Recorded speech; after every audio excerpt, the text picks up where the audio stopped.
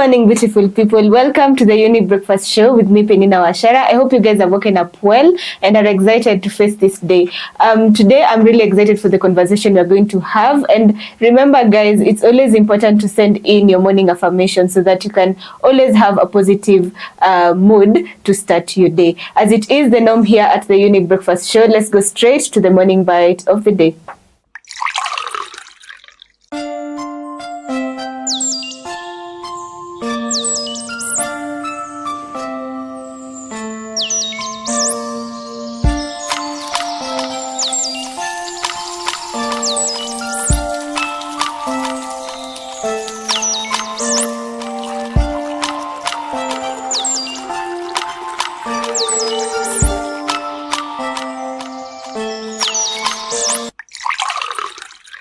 Yes, today we're going to have a discussion on learning disorders, and I am joined by a guest who I will be introducing in a few. Remember, you can always interact with us through our social media platform, Younib_TV on Instagram, Younib Media TV on Facebook, and there's a number on your screen, 0719 144 144. Remember that this show is proudly brought to you by Younib organization as well as the Missio, and we are trying to reach out to the community or to our community and help you with matters mental health. So remember, if you need any help from our psychologists, you can always call them through the number 0700 352 250, and they will be able to help you out. So coming to our discussion, as I said, our topic of the day is learning disorder, and I hope you guys now are settled and you have grabbed your coffee so that you can be able to start this discussion. So hello. Hi. Karibu sana kwenye Younib Breakfast Show. Thank you so much.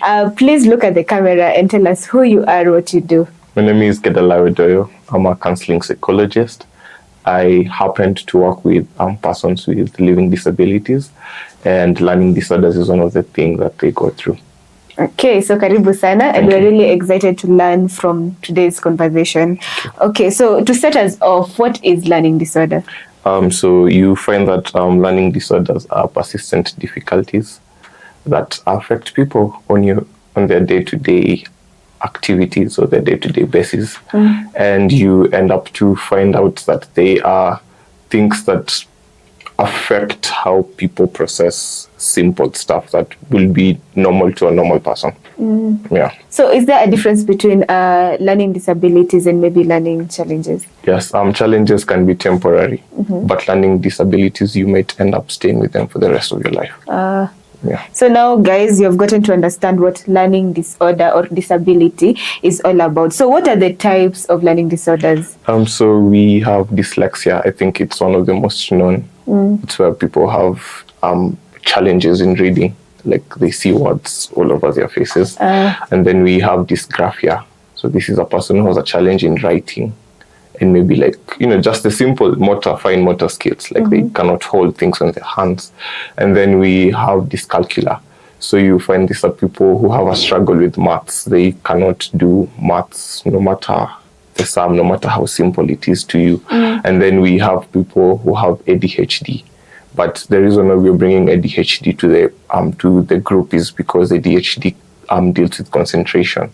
And so you find that the people who are struggling with concentration, like they cannot stay in something for a very long time. They're very impulsive. Like you have somebody who's always tapping, or you have somebody who is always moving in a particular way. So meaning that they cannot concentrate in learning. For those who don't understand what ADHD is all about, kindly expound. ADHD is attention hyperactive disorder. Okay, so I hope you guys at home have gotten to understand now the types of learning disorders.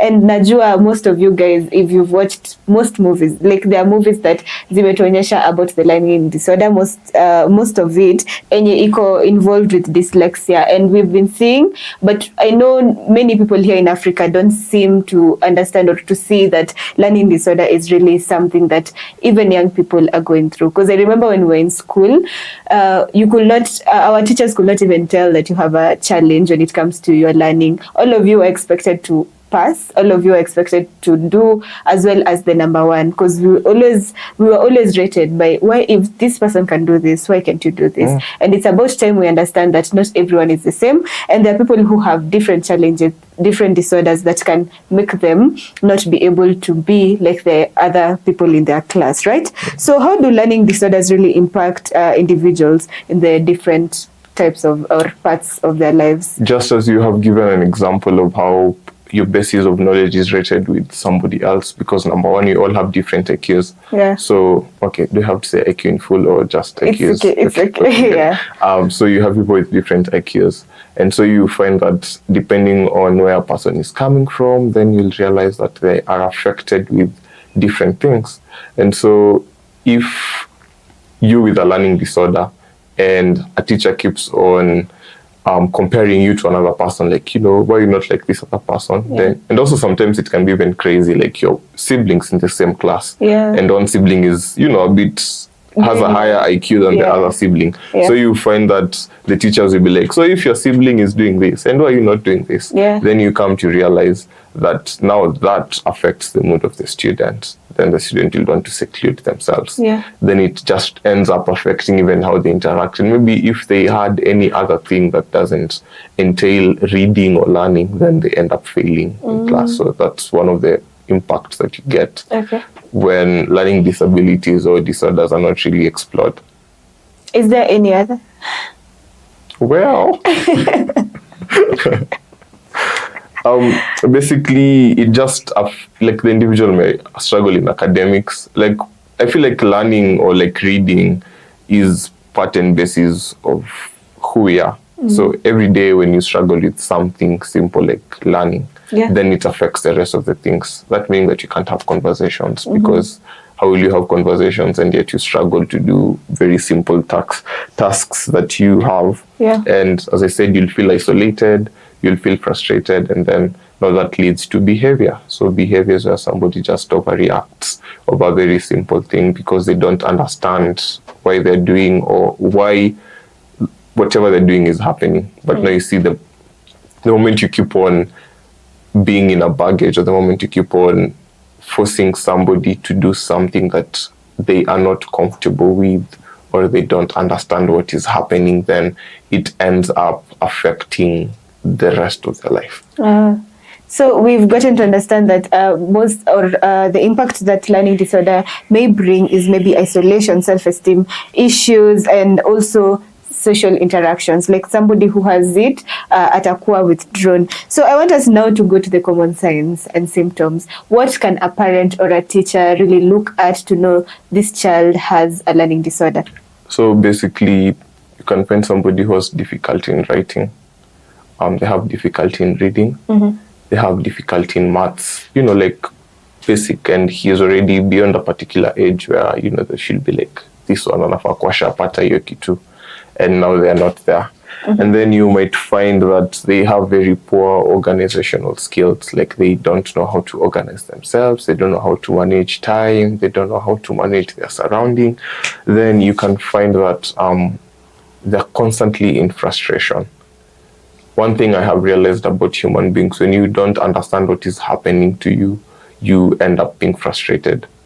So when you understand that you're working with a child, and working with children can be very enjoyable, like young people with learning disabilities, or like finding disorders in young people, it's because you can tell trends. Like you can look at this child and say like, oh, this child is struggling from this, or this child is struggling from this, because you're there and they have a constant routine. So meaning that if you see a child who cannot keep up with a routine, then that should be a question, like what's happening at the back of this child's mind? Why can they not keep a routine? And I think those are some of the simple signs and symptoms of children or persons with learning disabilities. Okay, so when you talk about now the learning disabilities, you've already told us of the signs that you can look at.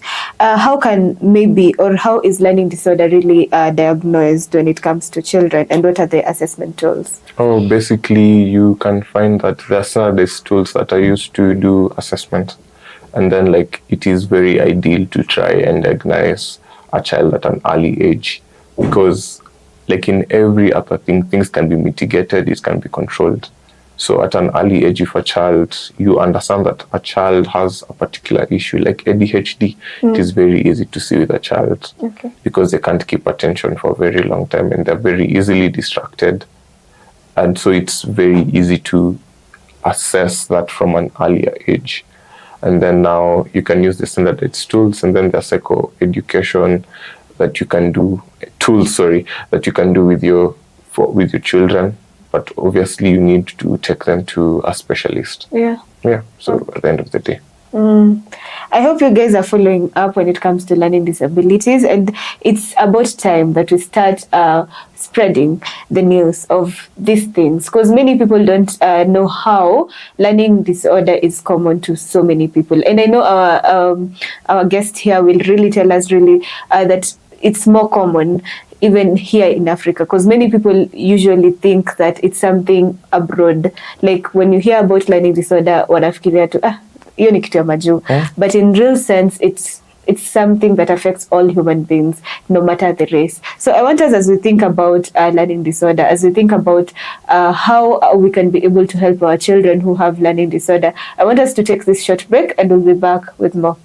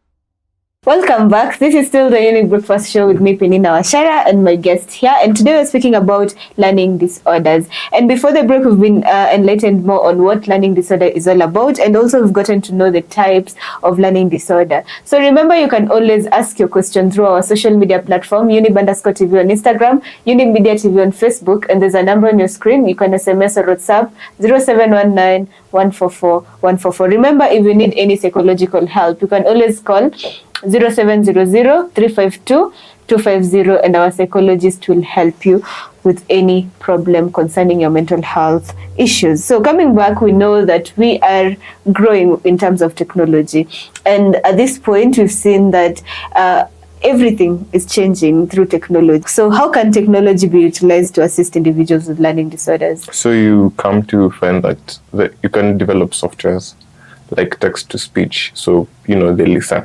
like they can type, and, slowly but slowly, when you train a child, no matter how their brain is, they learn something. So you can keep him on a constant routine, and then you can give him a text to speech. There are audiobooks that they can listen to. There are graphic organizers that they can use to communicate.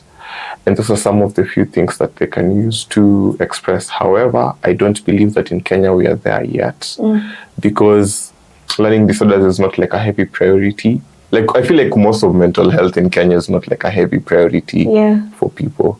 So because you're not there yet, then I think it will take us some time, unless maybe there are organizations, and you can find that the people who go to these schools, especially learning disorders, maybe come from very rich families. And so maybe in the schools they go to, maybe they're adapting systems from British, from America. Maybe then that is what they're using, and maybe they have technology that serves them well.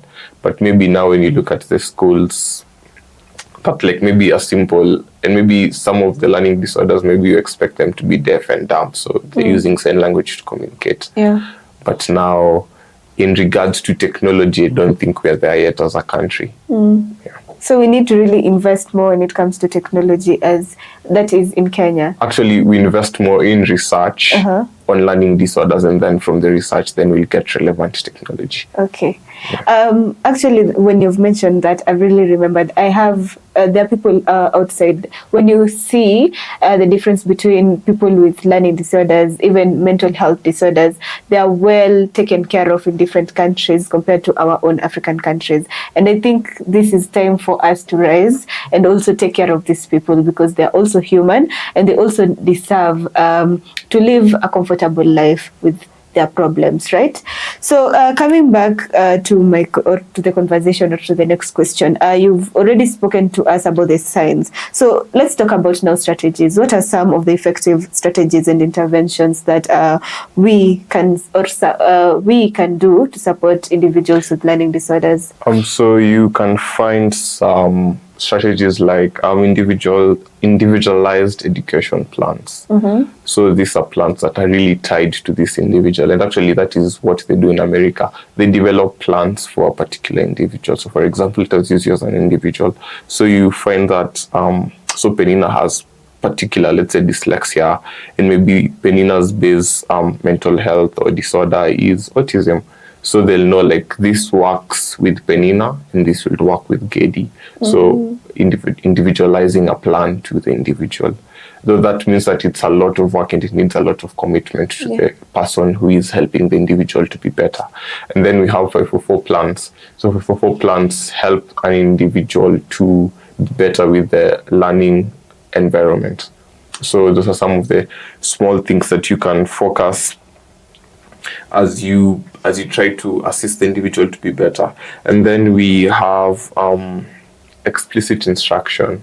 So basically, you say this is how you want the the child with the learning disorder to be treated, and this is how it should be done.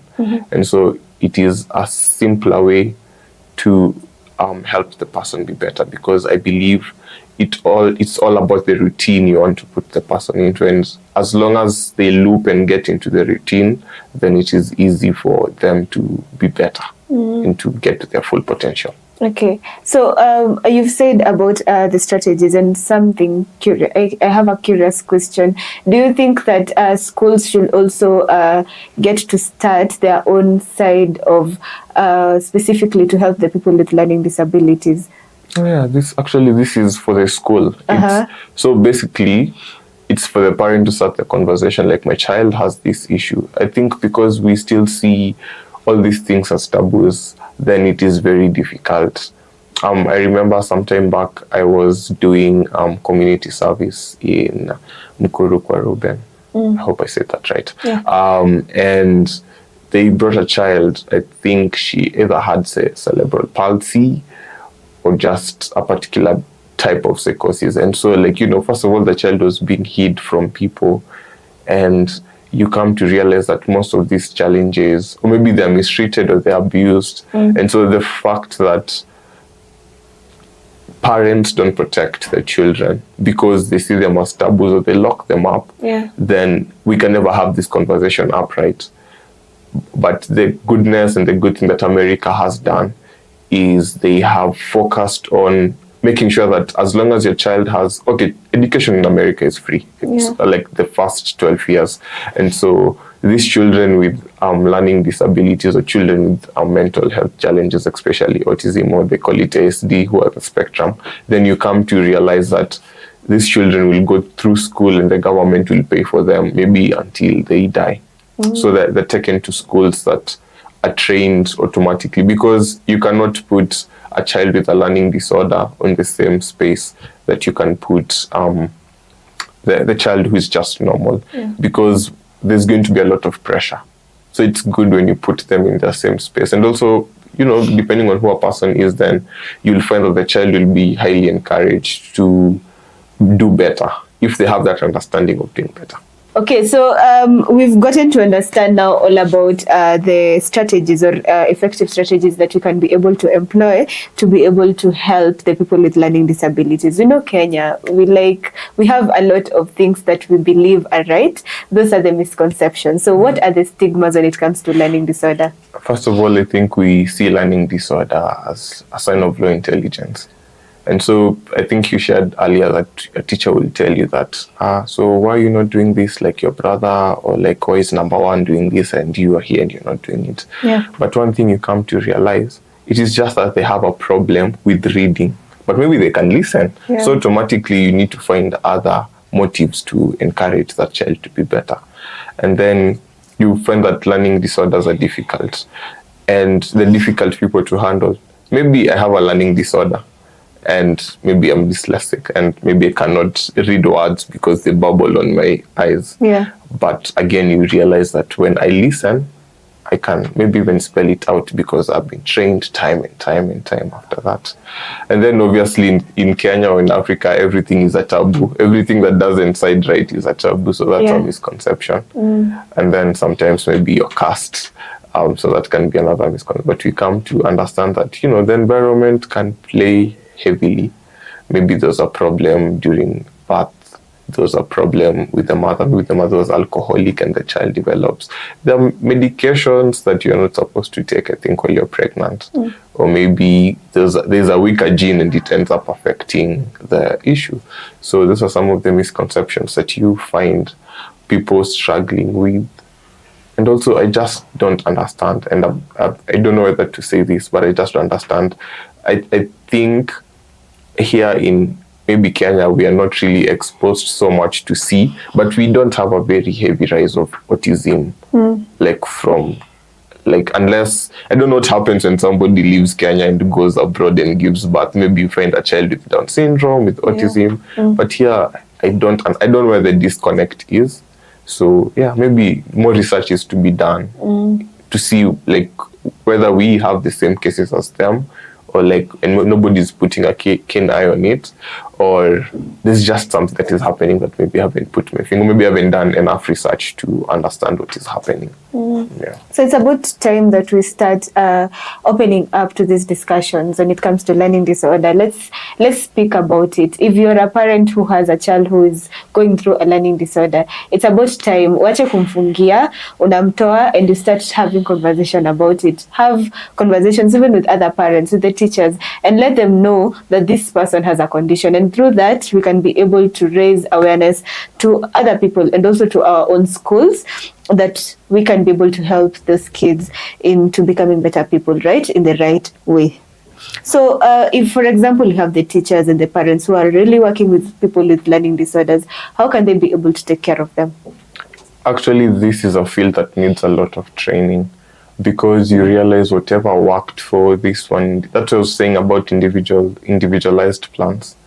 Then you come to realize that whatever works for this particular child might not work for this other child. So as a parent and as a teacher, there's constant training, and also there needs to be constant supervision, because I've worked in that space, and it can be very hectic, because you are working with somebody who doesn't have the level of understanding that you do. So automatically you have to bring yourself where they are, and you need to be constantly working with them. And one or another, I believe it affects your speech. it affects your surroundings. So when you, as a caregiver, as you work with somebody who has learning disorder, then you need to care for yourself. But again, coming back to the learning disorder, you come to realize that a learning disorder, as you look at it, might be something very basic that can be solved at an earlier age if it is identified. However, it is very important to understand the person you're working with and try to do something that will serve them best. Maybe they're not good in reading, but they can listen. Yeah. So then you need to learn and tap onto whatever they're good, tap on their strengths, and then they'll be better.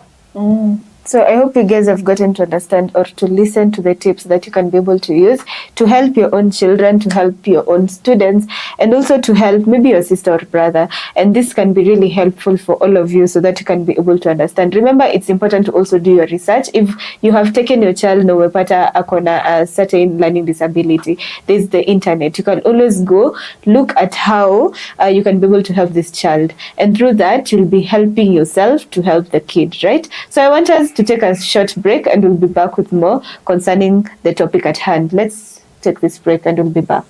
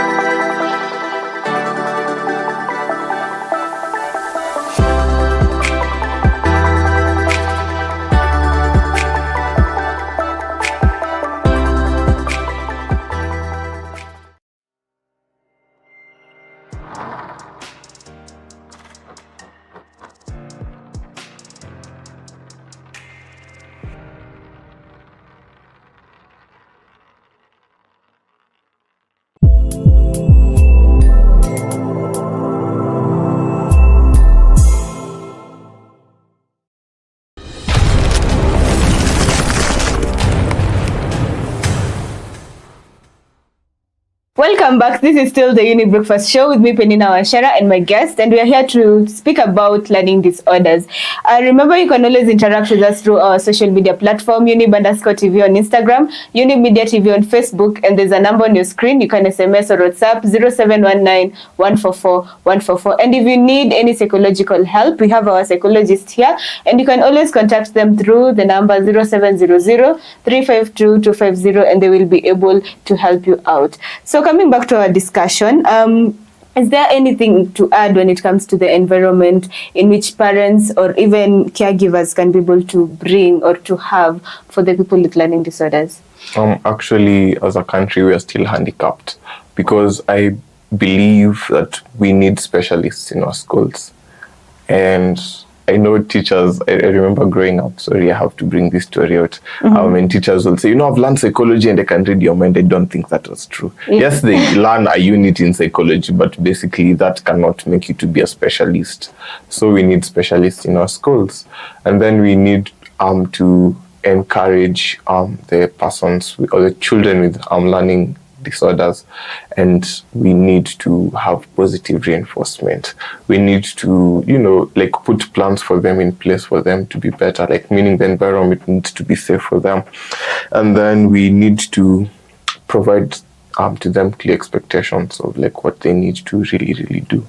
And so automatically then if we have a plan for them, then there'll be clear expectations, and the expectations need to be followed to make them better. Okay, so that is the advice or the tips that you guys can use to be able to help the people with learning disabilities or learning disorders. We've been doing a lot of shows when it comes to mental health. We've done depression, anxiety, mood disorders, and everything. So can these different conditions really coexist with learning disorders? Yeah, they can. So like as I shared before, you find that many children have a base, or many individuals might have a base. When I say like a base disorder, like the disorder that brings them to the institution, you can find their base disorder is ASD, that is autism spectrum disorder. You can find some with depression. You can find some with anxiety.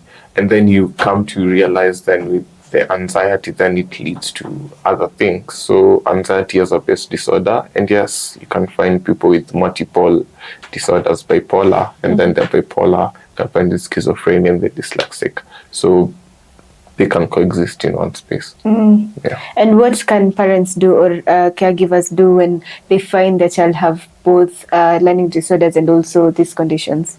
Treatment. Just everything around mental disorders requires treatment plans. And so you find that with the right treatment, they can be toned down. They cannot end, yes, but they can be toned down. Yeah. Okay, so speaking about now people with learning disorders, how can they be able to advocate for themselves and also get resources that can be able to help them thrive? First of all, they need to understand what they're going through. And then when they understand what they're going through, then they can learn how to communicate better. And through that communication, then they can learn to advocate for themselves. So imagine if you're struggling with dyslexia, then you understand what it is, then you can learn how to communicate what dyslexia is better. Okay. Yeah. Okay, so the best thing is to understand what you're going through, and then that will help you be able to know how you can manage or maneuver through the learning disorder, right? So we've spoken about so many different things, and I hope you guys are taking notes. As we say here at the Younib Breakfast Show, we ensure that we bring you information and education to help you become a better person. And remember, you can always share this to a friend or to somebody who you know can be can benefit from this conversation, because at most times we can be the people maybe receiving the information, but we know the person who can be able to benefit from it. So if you know of any person, you can always share them, or you can always link them up to our station so that they can be able to watch this and they can be able to get help, right? So anyway, we have spoken about the difference, the tips that family or relatives or parents can be able to do. So I want us to talk about now the role that family, schools, and community really play when it comes to the individuals with learning disorders. Families need to provide their children or the individuals with a lot of emotional support, because it can be very difficult when you don't understand what you're going through. And then teachers, like from the schools, need to go for training to understand how to deal with these children, how to deal with the individuals, how best to support them, how best to create plans, how best to follow the plans. And then you find the public. We can do media campaigns.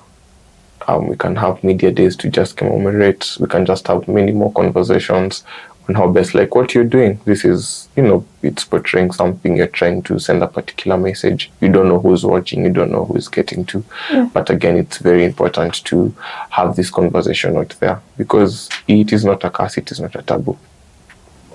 Okay, so now after we've already been told about that and what you as a family really, or the community, what you can be able to do, I want us now to understand. I've been hearing you comparing as the Kenyan infrastructure when it comes to learning disorder and that of America. So where are we at as Kenyans? Actually, we don't have a lot of information because you come to realize that the centers that I think I'm talking from a very I haven't done much of my research, so I don't know what is happening. However, from the data online is that there's not so much research that has been done in Kenya.